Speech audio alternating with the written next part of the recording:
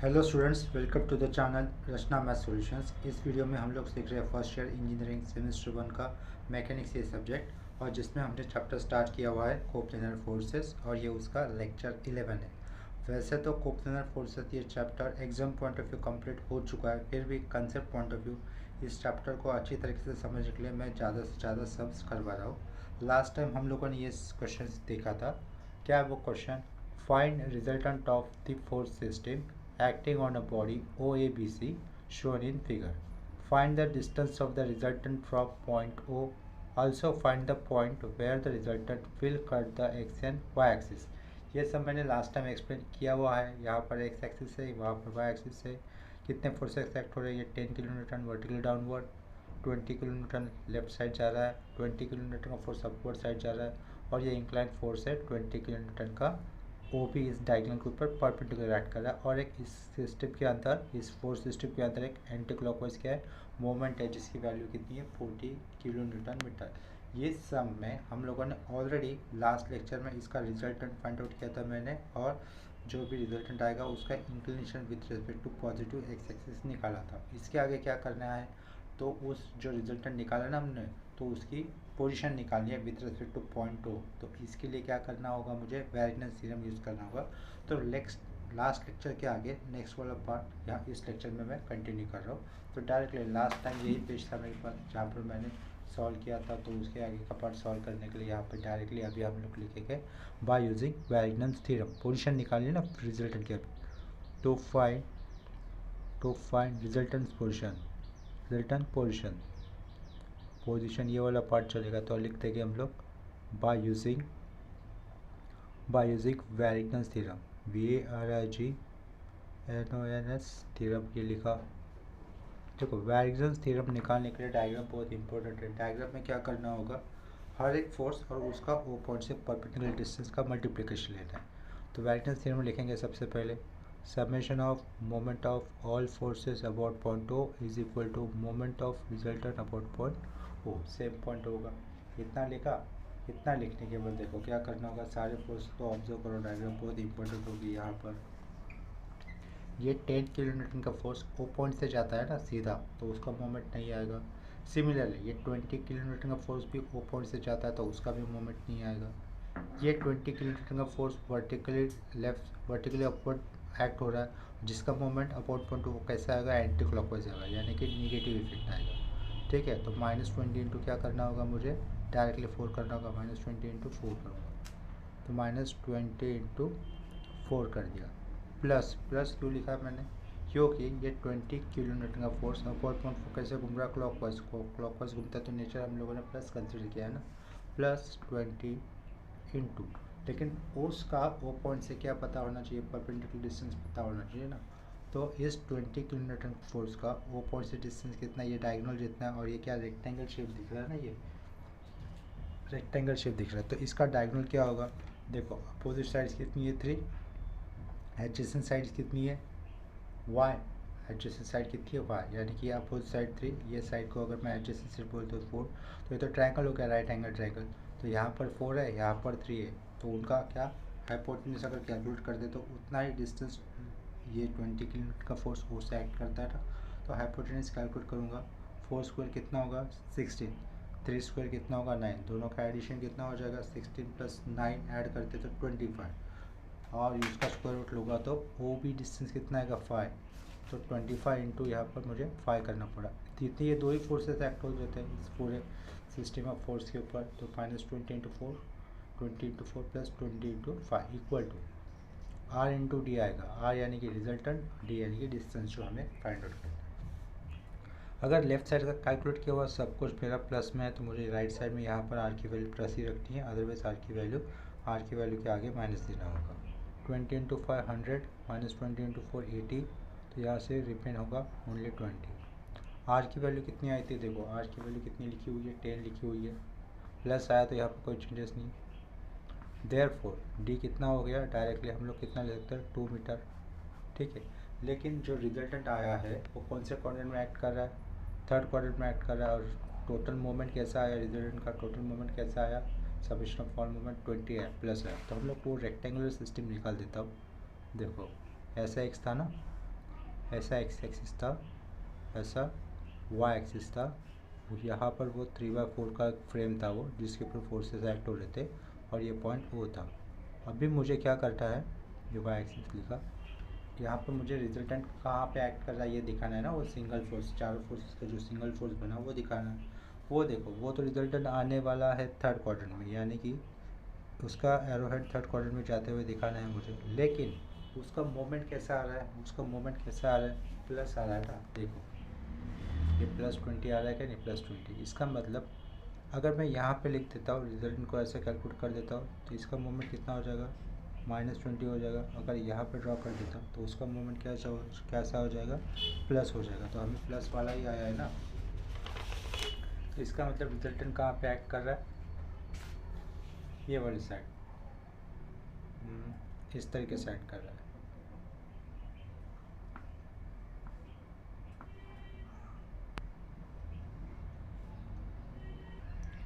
यहाँ पर हमने रिजल्टेंट का डायरेक्शन दिखाया, तो इसका मतलब रिजल्टेंट डाउनवर्ड डायरेक्शन में एक्ट होगा। अगर ये लेता हो तो ही मुझे क्लॉकवाइज मूवमेंट मिलेगा। तो यहाँ पर क्या हो जाएगा, आर हो जाएगा, और आर कितना है, 10 आया था ना। और रिजल्ट का एक्स एक्सिस से एंगल कितना आया था, ये एंगल रहेगा थर्ड क्वार्टर में आया हुआ, यानी कि नीचे भी एंगल उतना ही है। वो कितना था, 36.87। देखो यहाँ पर लिखा हुआ है 36.87, 36.87। और उसका परपेंडिकुलर डिस्टेंस कितना आया, ये है ना परपेंडिकुलर डिस्टेंस, वो कितना है, साइड में लिख देता हूँ। डिस्टेंस कितना है, साइड में लिख देता हूँ, 2 मीटर है। ठीक है, वो 2 मीटर है। तो late consider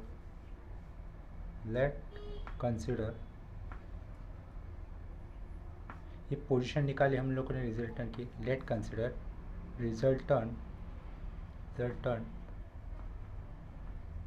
cut x axis at point M and y axis at point N। Resultant, ये जो रिजल्टेंट है वो x एक्सिस को M पॉइंट पे कट कर लेता है और y एक्सिस को N पॉइंट पे कट कर लेता है, ऐसा हम लोग कंसिडर कर लेते हैं। और ये जो इस लाइन ऑफ एक्शन पे जो परपेंडिकुलर डिस्टेंस आया ना d, वो कितना था, 2 मीटर था। वो रिजल्ट पे आया है O से, तो उसको पॉइंट नाम देता हूँ, T नाम देता हूँ। इस पॉइंट को नाम क्या दिया हमने, T नाम दे दिया। इन ट्रायंगल OTM कंसिडर कर देता हूँ, क्या, in triangle OTM।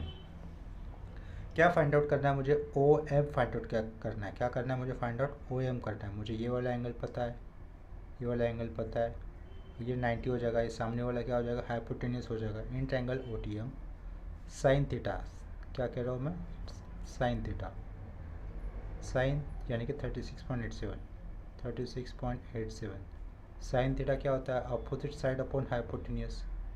Opposite side कितनी है, 36.87 के सामने वाली साइड कौन सी है, ये डिस्टेंस है ना, परपेंडिकुलर डिस्टेंस वो पॉइंट से रिजल्टेंट का, तो वो कितना है, 2 है। अपोजिट साइड्स यानी कि OT अपॉन कितना आएगा, परपेंडिकुलर डिस्टेंस कितना है, OM है। ठीक है, perpendicular distance OT upon hypotenuse कितना है, OM है। तो मुझे क्या करना है, OM ही निकालना है ना, यहाँ पर OM निकालना है। OT कितना दिया है, 2 दिया है, तो 2 upon OM। OM is the distance which cuts resultant on x axis. ठीक है, तो therefore OM is equal to क्या हो जाएगा, OM is equal to 2 upon sine of 36.87 is equal to, तो इसको कैलकुलेट करते तो देखते कितना आता है, 2 अपॉन साइन ऑफ 36.87, 3.33 मीटर। इसका मतलब रिजल्टेंट एक्स एक्सिस को कहाँ पर कट करता है, 3.33 मीटर कट करता है to the right side of O, to the right side O। ठीक है, वो लिख देता हूँ। It means resultant cut x axis at point 3.33 meter to the right of right of point O इस पॉइंट से राइट साइड की तरफ रिजल्टेंट एक्स एक्सिस को कितने डिस्टेंस पे कट करता है, 3.33 मीटर डिस्टेंस पे कट करता है। इसके बाद अभी क्या निकालना है मुझे, ओ एन निकालना है ना, हमें क्या निकालना है, ओ एन निकालना है। तो ओ एन कैसे निकालेंगे, देखो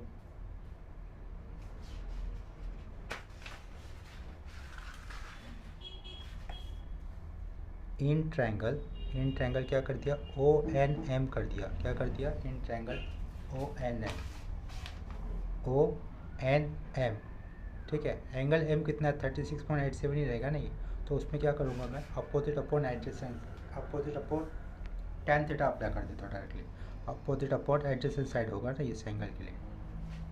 तो tan 36.87 इज इक्वल टू क्या होगा, अपोजिट साइड क्या है, ओ एन, एडजेसेंट साइड कितनी है, ओ एम, ठीक है।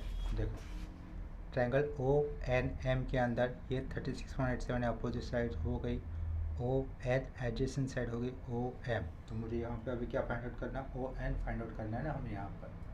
तो वो लिखा tan theta opposite side upon adjacent, हमें फाइंड आउट करना है ओ एन। तो ये ओ एम उधर चला जाएगा, therefore O M into tan of 36.87 is equal to होगा O N. Therefore O N is equal to, O M कितना था, 3.33 था magnitude wise, 3.33 into tan of 36.87। So therefore O N is equal to, देखते हैं कितना आता है, 3.33 tan 36.87 2.41, कितना आया, 2.41 मीटर। इसके बाद क्या लिखना होगा, it means resultant cut y axis at point 2.41 meter from point O in downward direction, in downward from point O।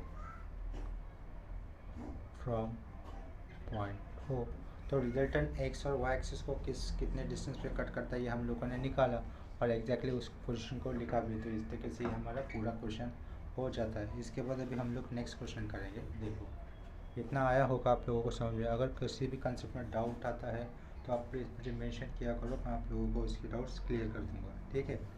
चलो नेक्स्ट क्वेश्चन करते हैं। अभी इसके बाद क्वेश्चन मैं दिखा रहा हूँ, देखो समझ लो, क्वेश्चन दिखा रहा हूँ, सिर्फ डायग्राम इंपॉर्टेंट होती है क्वेश्चन में। क्वेश्चन इस तरीके से दिख रहा है, ठीक से पढ़ लो। A dam is subjected, a dam is subjected to 3 forces 50 kilonewton on the upstream face A B बोला है। अपस्ट्रीम फेस पे 50 किलोमीटर का फोर्स है, ए बी 30 किलोमीटर का फोर्स है on the downstream incline face पे, and its own weight of 120 kilometre as shown, यानी कि डायग्राम दी हुई है। Determine the single force and locate its point of intersection with the base AD. Single force निकालना है और उसका इंटरसेक्शन बेस एडी के साथ कितना हो रहा है ये भी निकालना है। Assuming all the forces lie in a single plane, assuming all the forces lie in a single plane. तो बेसिकली क्या करना होगा, इसका डायग्राम इंपॉर्टेंट है। क्वेश्चन तो मैंने अभी रीड किया, ये आपके पास होगा भी। तो इसका डायग्राम इंपॉर्टेंट है, तो क्वेश्चन का मैं डायग्राम बना देता हूँ। देखो as shown in the diagram बोला था ना उन्होंने, तो यहाँ पे डायग्राम नहीं दिखाता हो तो ये डायग्राम सॉल्व भी कर बताता हूँ इस बार। ये ऊपर का लेंथ दिया है 2.5 मीटर, ये पूरा लेंथ दिया है 2.5 मीटर। ये पॉइंट बी है, ये पॉइंट सी है, पॉइंट बी पॉइंट सी। उसके बाद ये डिस्टेंस सी से लेकर नीचे तक का डिस्टेंस,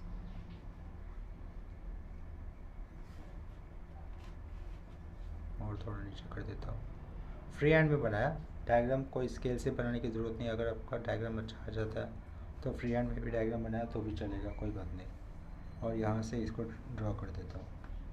ठीक है, ये नीचे का डिस्टेंस कितना दिया है उन्होंने, 5 मीटर। कितना दिया है, 5 मीटर। यहाँ से B2 से 2.5 है, ये A पॉइंट है, ये D पॉइंट है। A to D डिस्टेंस दिया है 5 मीटर दिया है। A to B डिस्टेंस दिया है टोटल 6, लेकिन बीच में गैप है यहाँ पर। चलो इधर एक पॉइंट, इस पॉइंट पे 50 किलोमीटर का फोर्स एक्ट होता है, 50 kilo Newton.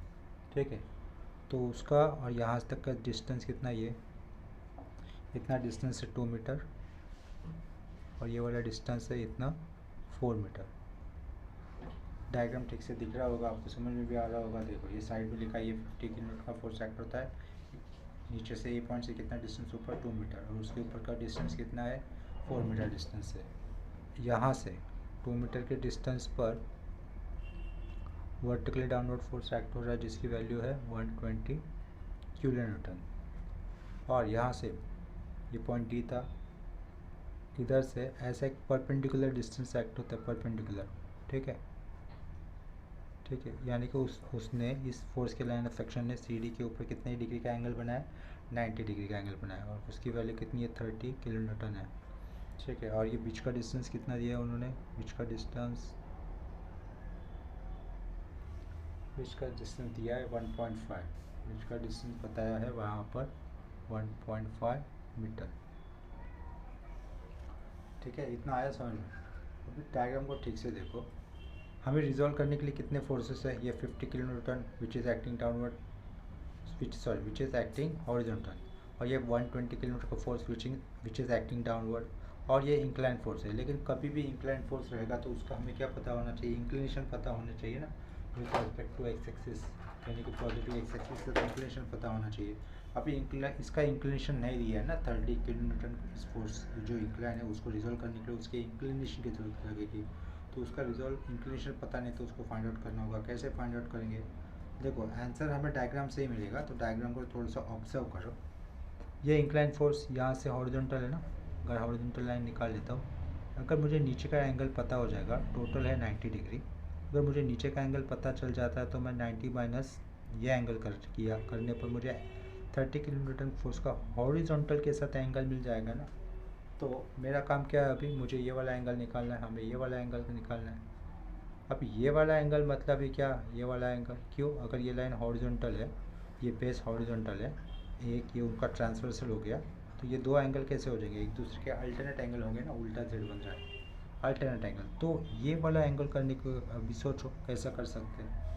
Angle find out करने के लिए क्या होना चाहिए, साइज पता होना चाहिए, बेसिक ट्रिग्नोमेट्री का नॉलेज जैसे कि यूज़ करते हैं। तो देखो अगर मैं यहाँ से ऊपर से अगर लाइन परपेंडिकुलर डाल देता हूँ तो कितना हो जाएगा, ये मान के चलो कि ये एम पॉइंट है, तो एम डिस्टेंस कितना है, बी सी जितना, दैट इज़ 2.5, तो एम टू डी डिस्टेंस कितना हो जाएगा 2.5, तो ये एक ट्रायंगल का ये वाला साइड कितना आ जाएगा हमें 2.5, और सी टू एम डिस्टेंस कितना है 4+2 6, तो 6 upon adjacent side, opposite upon adjacent side करने पर एंगल मिलता है ना हमें tan थीटा।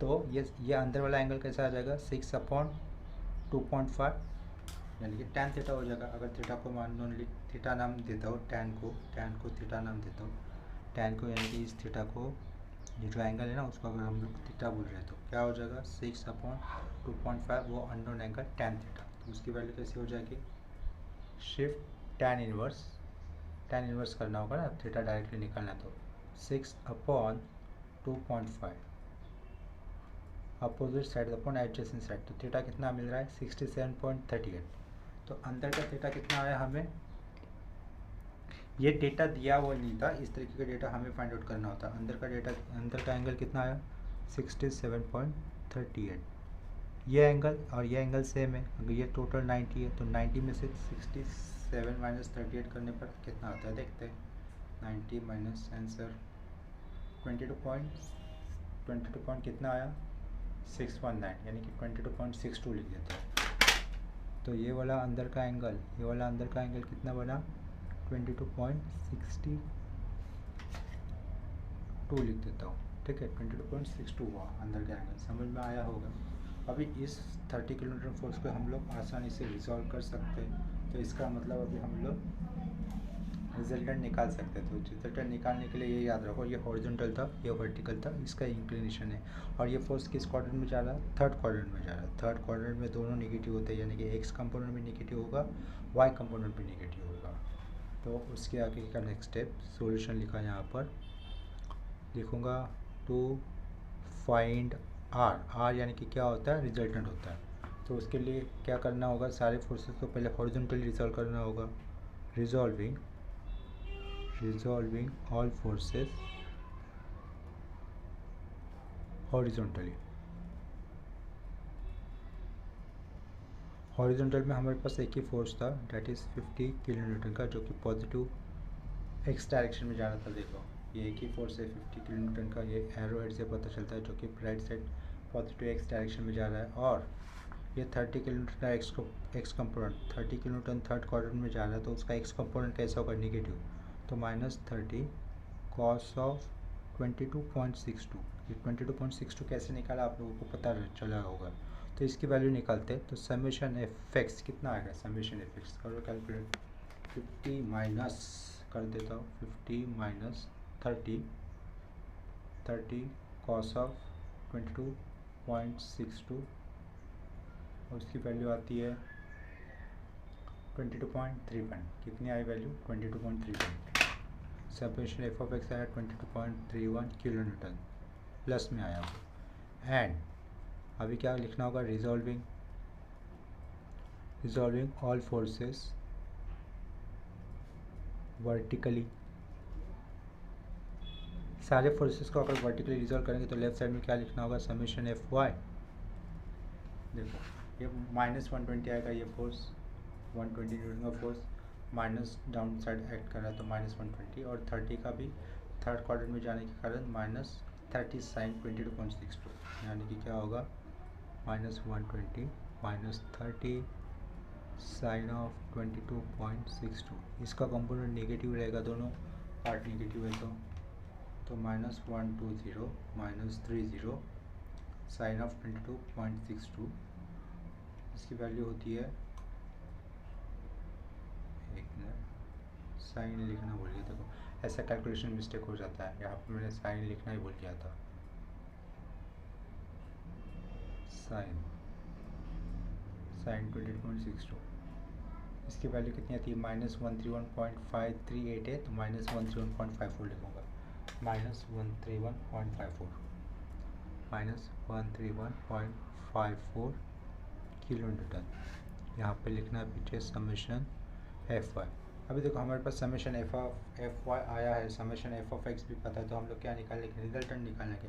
तो रिजल्टेंट निकालने का फॉर्मूला क्या होता है? जैसे कि हमें पता है आर इक्वल टू रूट के अंदर समेशन एफ एक्स का whole square plus summation F Y का होल स्क्वायर। वैल्यू सब्स्टिट्यूशन होगा, जो एफ एक्स की वैल्यू और जो एफ वाई की वैल्यू उसको। तो समेशन एफ ऑफ एक्स का पुट करना होगा नीचे 22.91 का होल स्क्वायर प्लस -131.54 का होल स्क्वायर। ठीक है, तो देयरफॉर आर इक्वल टू, यहाँ से रिजल्टेंट कैलकुलेट हो जाएगा। तो रिजल्टेंट की वैल्यू देखो क्या होती है, रूट के अंदर 22.31 था, वो 22.31 है ये, उसका स्क्वायर प्लस माइनस का स्क्वायर प्लस ही होता है, तो मैं डायरेक्टली 131.54 लिख देता हूँ। 131.54 ही लिखा, उसका स्क्वायर कर दिया। उसकी वैल्यू कितनी हो रही है? 133.41 हो रही है। 133.412 है, तो 133.42 लिख देता हूँ। 133.42 किलो न्यूटन। देखो रिजल्टेंट आ गया, उसको अंडरलाइन किया। रिजल्टेंट कौन से क्वाड्रेंट में एक्ट होगा? वाई कंपोनेंट उसका नेगेटिव है और एक्स कंपोनेंट उसका पॉजिटिव है। इसका मतलब रिजल्टेंट एक्ट हो रहा है फोर्थ क्वाड्रेंट में। ठीक है, रिजल्टेंट एक्ट निकालने के बाद अभी हम लोग क्या करेंगे? उस रिजल्टेंट का इंक्लिनेशन निकाला जाएगा with respect to positive x axis. तो इंक्लिनेशन निकालने के लिए फॉर्मूला क्या होगा, theta is equal to tan inverse summation F of Y upon summation F of X. तो वो फॉर्मूला यूज़ करेंगे, therefore theta is equal to tan inverse summation F Y upon summation F X. भले मैंने यहाँ पे बताया था, भले अंदर नेगेटिव वैल्यू आई हो, हम लोग वैल्यू प्लस यूज़ करेंगे। तो 131.54 अपॉन में 20 कितना था, 22.31 था, 22.31 था, इज इक्वल टू एंगल कितना आ रहा था, उसको कैलकुलेट कर देते। फिर shift tan inverse 131.54 upon 22.31 bracket close कर दिया। ये वैल्यू आंसर कितना दे रही है, 60.37 80.37। देखने में थोड़ी सी मिस्टेक हो गई, आंसर कितना आ रहा है 80.37। देखो ये आंसर कितना आ रहा है 80.37। नीचे लिख देता हूँ, therefore theta is equal to 80.37। कौन सा क्वाड्रेंट है, फोर्थ क्वाड्रेंट है ना, वाई नेगेटिव एक्स पॉजिटिव है तो फोर्थ क्वाड्रेंट। उतना आया समझ में। अभी उतना करने के बाद क्या करेंगे, now to find resultant position from point, क्या पूछा, ए पूछा है ना, ए से निकालेंगे, क्योंकि ए फोर्थ क्वाड्रेंट में जा रहा है तो कट तो करेगा ना बेस को कहीं ना कहीं, तो वो बेस को कहाँ पे कट कर रहा है ये भी निकालना है मुझे।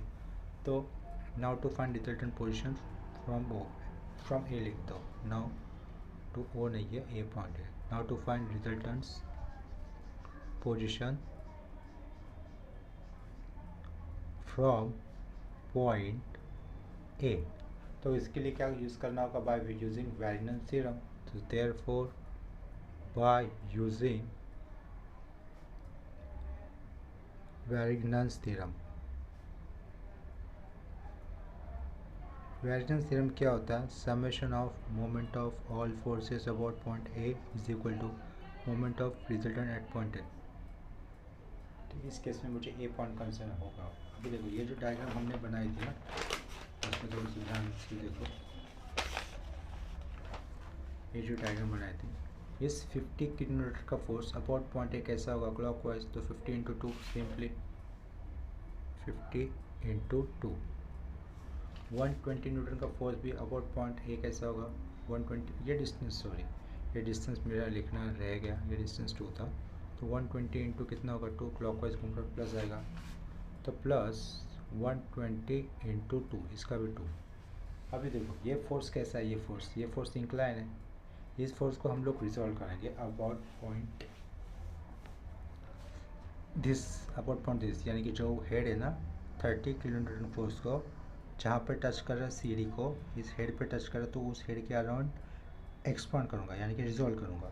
तो उसका एक्स कंपोनेंट तो ऐसा जाएगा ना, ऐसा 30 किलोन्यूटन फोर्स का एक्स कंपोनेंट ऐसा जाएगा, ऐसा इस डायरेक्शन में, जो कि अबाउट पॉइंट एक ऐसे घूमेगा, उल्टा घूमेगा, और इसका एक्स कंपोनेंट कितना होगा 30 cos 22.62 होगा। तो माइनस घूम रहा है तो उल्टा, माइनस उल्टा घूम रहा है ना एंटी क्लॉकवाइज, तो माइनस पहले लिख देता हूँ, -30 cos 22.62 इंटू, अभी मुझे क्या निकालना है, परपेंडिकुलर डिस्टेंस निकालना है। देखो 30 किलोन्यूटन फोर्स जो है हॉरिजॉन्टल जा रहा है, तो उसके लिए परपेंडिकुलर डिस्टेंस कौन सा होगा, ये होगा ना परपेंडिकुलर डिस्टेंस, ये इस पॉइंट से ये वाला, ये होगा परपेंडिकुलर डिस्टेंस 30 किलोन्यूटन फोर्स के लाइन ऑफ एक्शन के लिए, 30 किलोन्यूटन फोर्स के हॉरिजॉन्टल कंपोनेंट के लाइन ऑफ एक्शन के लिए परपेंडिकुलर डिस्टेंस ये होगा पॉइंट ए से, ठीक है। वो कितना होगा, अभी देखो 1.5 किलोमीटर ये दिख रहा है, जो कि इंक्लाइन है, 1.5 मीटर ये जो डिस्टेंस दिख रहा है ना, ये डायगोनल का इंक्लाइन है। इसका मुझे अगर वर्टिकल कंपोनेंट निकालना है, किसी भी इंक्लाइन डिस्टेंस का वर्टिकल डिस्टेंस निकालना है, तो उसको भी फोर्स जैसे ही रिजॉल्व करो। क्या कहा, उसको भी फोर्स जैसे रिजॉल्व करो, यानी कि ये 1.5 इंक्लाइन है ना, एट दिस इंक्लिनेशन 22 कितना 67.38 ये इंक्लिनेशन ना, तो 1.5 साइन क्यों, क्योंकि वर्टिकल कंपोनेंट निकाल रहा हूँ मैं, तो 1.5 साइन 67.38 करूँगा तो तो मुझे ये डिस्टेंस मिल जाएगा, परपेंडिकुलर डिस्टेंस मिल जाएगा। समझ में आ रहा है? तो वही मैं लिखूँगा, देखो क्या करूँगा मैं यहाँ पर 1.5 साइन 67.38 ये डिस्टेंस करना पड़ा, यानी कि 30 किलोमीटर फोर्स के हॉरिजॉन्टल लाइन ऑफ एक्शन का ए पॉइंट से ये डिस्टेंस है। तो ये डिस्टेंस कैसे निकालूंगा मैं, कह रहा हूँ मैं, देखो ये 1.5 इंक्लाइन है, 1.5 का वर्टिकल कंपोनेंट ये इस पॉइंट के बीच का डिस्टेंस है ना, 1.5 इंक्लाइन है, तो 1.5 का वर्टिकल कंपोनेंट ये हो जाएगा। 1.5 हॉरिजॉन्टल के साथ कितने डिग्री से इंक्लाइन है, 67.38। तो 67.38 को ही मैं अगर साइन एंगल लेता हूँ, यानी कि साइन ऑफ 67.38 वर्टिकल डिस्टेंस निकल रहा है उसके कारण साइन ऑफ 67.38, उससे पहले ये जो यूनिट लगाया मैं इसका इंक्लाइन जो डिस्टेंस था इसका मतलब ये डिस्टेंस कितना हो जाएगा वर्टिकल वाला, 1.5 साइन ऑफ 67.38। उसी तरीके से सेम ये इंक्लाइन फोर्स है ना, ये इंक्लाइन फोर्स यानी कि फोर्स जैसे ही कंसिडर करो, तो ये डिस्टेंस मुझे निकालना है, ये चिंटू सा छोटू सा डिस्टेंस निकाल, तो उसका ये एक्स कंपोनेंट हो गया, 1.5 का ये एक्स कंपोनेंट हो गया। तो उसकी वैल्यू कैसे आ जाएगी, 1.5 कॉस ऑफ ये एंगल 67.38, ये डिस्टेंस निकालने के लिए। समझ में आ रहा है उतना? चलो, तो ये डिस्टेंस हमने लिया। अभी क्या 30 किलोमीटर इस फोर्स का वर्टिकल कंपोनेंट इधर से जाएगा ना, इधर से, और इधर से जाएगा तो ऐसा क्लॉकवाइज घूमेगा, और क्लॉकवाइज घूमेगा तो उसका नेचर क्या आ जाएगा, प्लस। तो यहाँ पे मुझे क्या लिखना होगा, प्लस लिखना होगा। फोर्स की वैल्यू 30 साइन ऑफ 22.62, ये हो गया vertical component for 30 kilometre force which is rotating clockwise. तो उसका नेचर लिखा हमने प्लस, लेकिन उसका डिस्टेंस कितना है, उसका डिस्टेंस कितना है ए से, ए डी माइनस क्या डिस्टेंस है, टोटल ए डी कितना है 5, तो 5 माइनस ये डिस्टेंस होगा ना ये वाला, तो क्या लिखूँगा मैं 5 माइनस वो डिस्टेंस कितना हो जाएगा 1.5 कॉस ऑफ, आपको बताया था ना 1.5 cos of 67.38 is equal to R into D करना है, equal to R into D करना है। मैं डिस्टेंस का 30 किलोमीटर फोर्स के जो कंपोनेंट्स है ना उसका मूवमेंट में अबाउट पॉइंट है वापस बता रहा हूँ।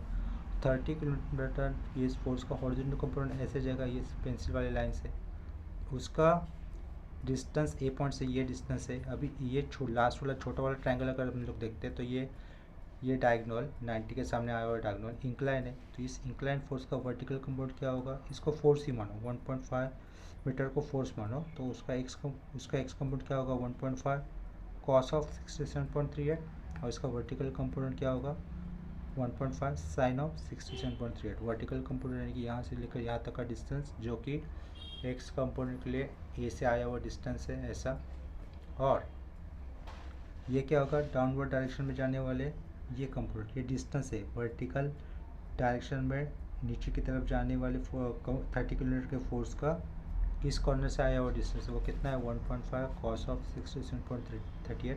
ये डिस्टेंस मुझे माइनस करना होगा 5 माइनस ये डिस्टेंस माइनस करने पर वर्टिकल कंपोनेंट का भी ए से मुझे डिस्टेंस मिल जाएगा। इतना आया समझ?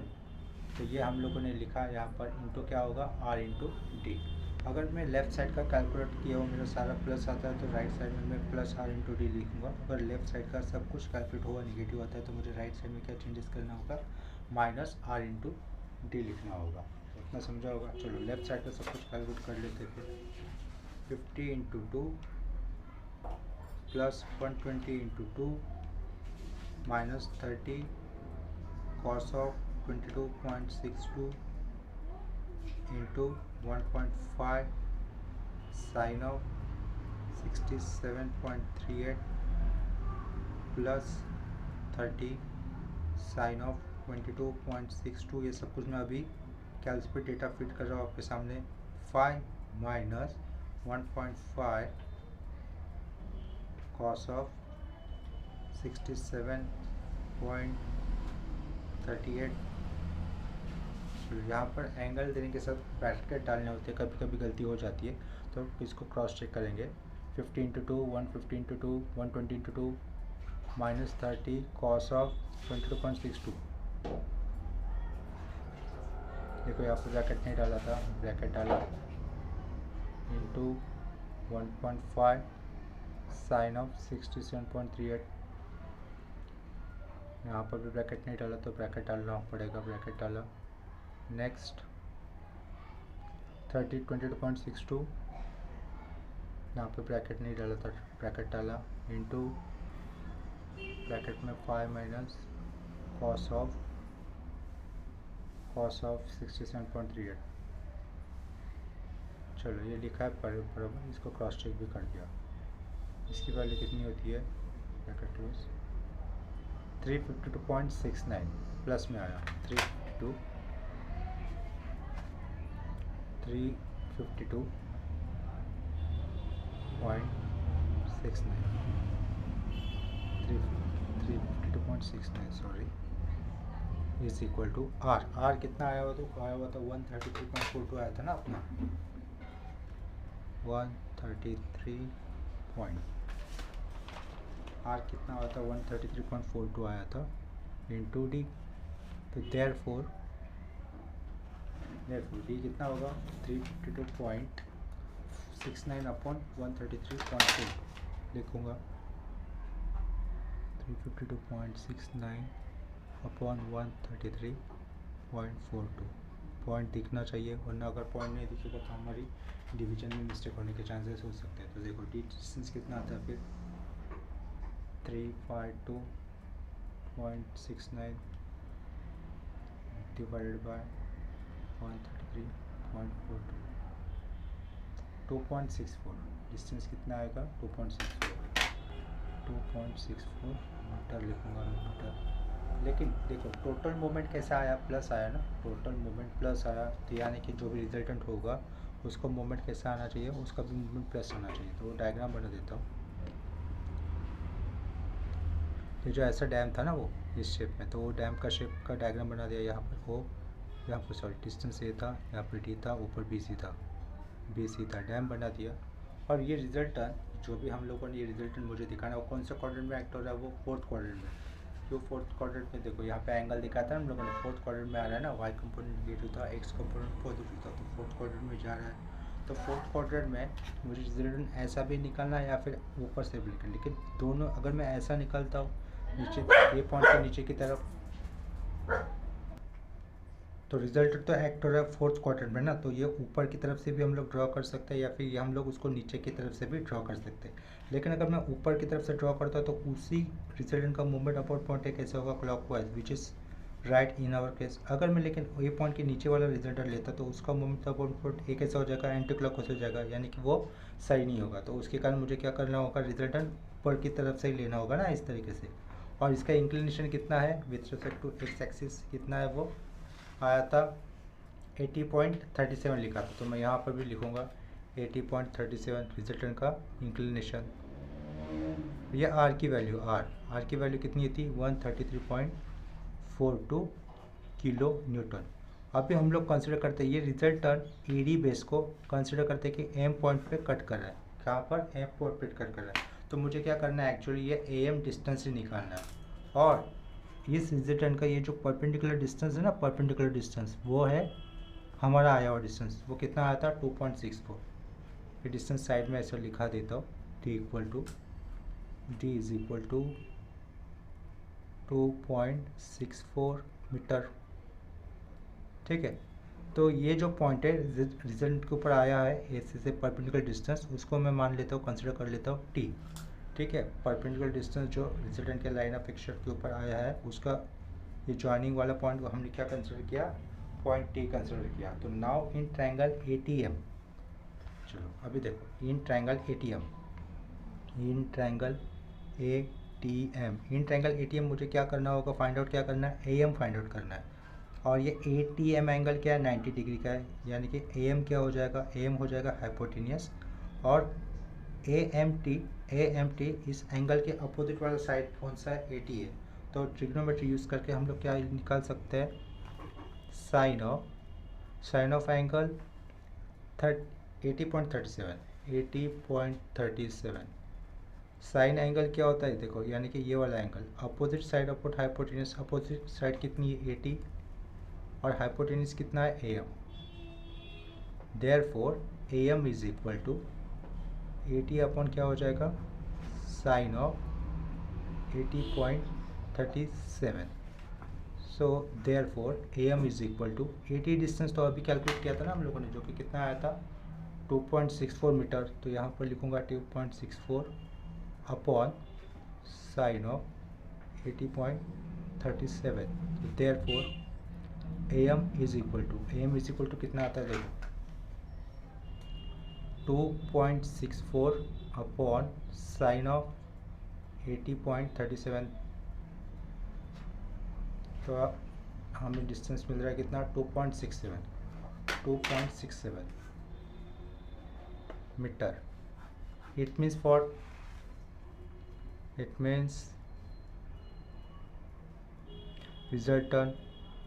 resultant cut base AD। It means resultant cut base लिखा है ये base AD at point